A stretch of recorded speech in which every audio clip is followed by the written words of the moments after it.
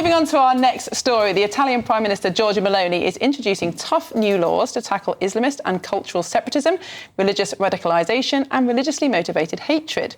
The measures will include £2,500 fines for wearing burqas in public and prison sentences for forced marriages.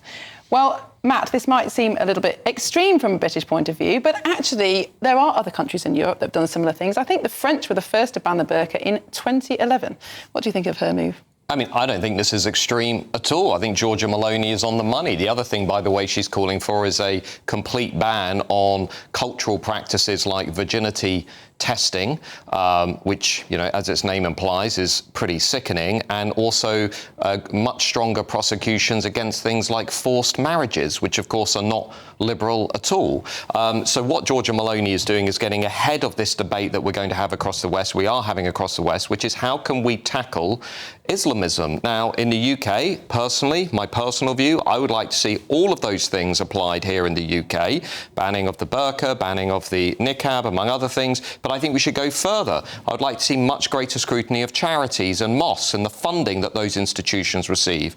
The sick guy who just murdered 2 people in Manchester, his name Jihad. Well, we now know from the papers today that he was influenced, clearly or allegedly, by a local preacher at a mosque. I want much greater scrutiny being put on mosques, as well as local faith schools. I'd like to see Sharia courts banned in this country. I'd like to see cousin marriage banned in this country. And I'd like to see somebody in politics drawing a clear line that separates the good, hard-working, law-abiding majority from the people who hate who we are. And also, lastly, sorry, forgot this one. In fact, the only person who has said this is Nigel Farage. I would like to see us prescribe the Muslim Brotherhood, as Austria does, as the United Arab Emirates do, as I believe Saudi Arabia does. I'd like to see some politicians with courage who understand this is one of the biggest challenges we face in the West.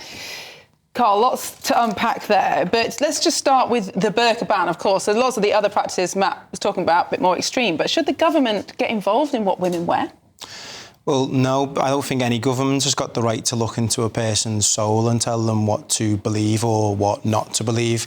And, you know, we in this country live by Western liberal democratic values. And one of those values is allowing people to believe what they want, giving them freedom to religion. And that means, obviously, wearing what they want. We don't talk about this when it's like the Jewish kippah or a nun's scarf. I don't really understand the obsession with this. I suppose there is something particular about covering your face, because we do need that facial recognition to just engage with each other in society. I mean, it is a barrier to integration, if nothing else.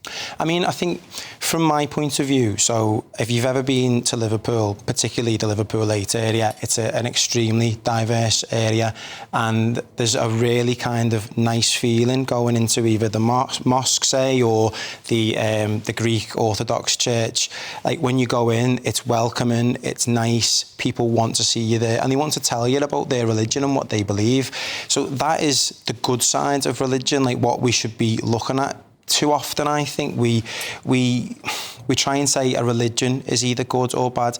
I think we need to get back to believing that people are good or bad. Because sorry, 1 second. So because ultimately you can't brand a whole religion like Islam or Christianity as bad. Have you had a random call lately from a strange number, maybe trying to sell you something or even scam you? If so, your info could be out there. That's because of data brokers, shady companies that scrape the internet for your personal details and sell them to marketers or even scammers. These days, scammers can even use AI to mimic your friends' voices and trick you into sending money. It's not just annoying. Data brokers often target vulnerable people with high-interest loans or sketchy offers. But there is a solution. Incogni, the sponsor of this video. Incogni contacts data brokers on your behalf and requests your info be deleted from their databases.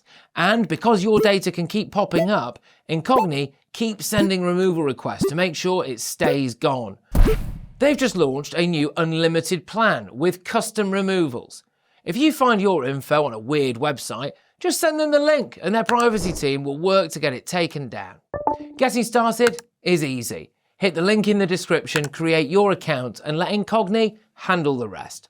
It's risk-free for 30 days and you'll get 60% off an annual plan with the code GBNews. Take back control of your data with Incogni. There's good and bad people, and we should get back to that. Nobody is branding a religion as bad. What we are saying is we are a Western democratic liberal society that believes in things like the rights of women. We don't want to see women being suppressed. We don't want to see women being oppressed by what they are wearing. And we also want to preserve the public square, public buildings, taxpayer-funded public institutions. We want those places to reflect our values. Now, what people wear in the privacy of their own homes, I don't really care. But when I'm walking around the streets of Britain and I see women wearing the burka, wearing the niqab, I see an interpretation of Islam, I see a religion, I see a cultural practice that is very clearly not British, not English, and not, I would argue, compatible with our values. I'm sorry though, Matt, but you're picking and choosing what freedoms that you like and don't like. You certainly are, because like freedom to express your religious views means freedom to wear a hijab or freedom to wear a Jewish kippah. Is that like not a freedom that you like? Not in public buildings, not in government buildings. Georgia Maloney. So Jewish people shouldn't wear the kippah. Georgia Maloney has been very clear in saying if people, what about nuns with scarves? If people wear the burqa or they wear the niqab in schools, in hospitals, in public buildings, they will be fined because those buildings have to reflect the values of the state. And I'm sorry, there are other religious symbols, shall we say, that I have less of a problem with because my personal view is some of those religions are much closer to the values and the culture and the ways of life that we have in the Judeo-Christian West. That's my personal view. Didn't you make the argument before about the separation of church and state? So it seems like you're kind of trying to align them a little bit. Why?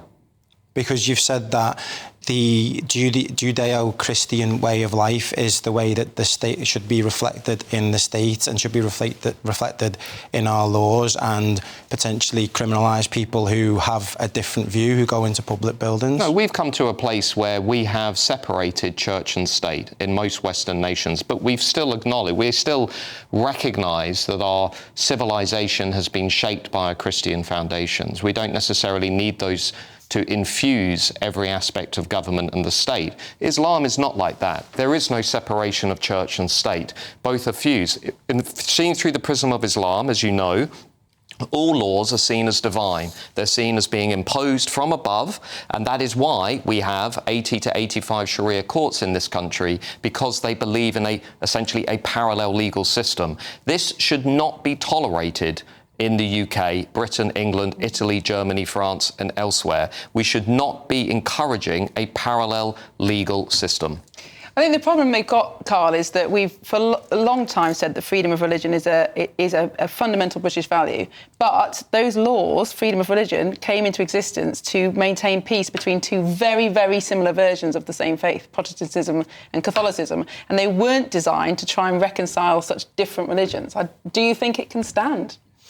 I mean, I think the best thing about society is having different cultures integrate into a British way of life. So I do believe in Western liberal democratic values, and I think that if you come to this country that you should believe in those values as well. But we also believe in the freedom to express your own identity, and I think that's very, very important. So